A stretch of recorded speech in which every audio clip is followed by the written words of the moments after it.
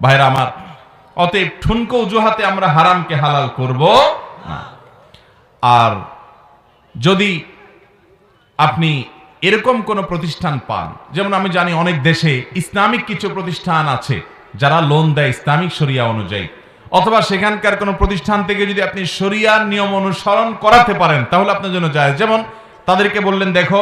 আমি অমুক বাড়িটা কিনবো নিয়ত করেছি, সিদ্ধান্ত নিয়েছি, তোমরা আমাকে বাড়িটা কিনে আমার কাছে তোমরা আবার বিক্রি করো। একটা প্রতিষ্ঠান আপনার জন্য ব্যক্তিগতভাবে এতটা করার কথা না, যদি ছোটখাটো কোনো প্রতিষ্ঠান হয় এটা আপনি করতে পারেন, যে তারা বাড়িটা কিনলো কথার কথা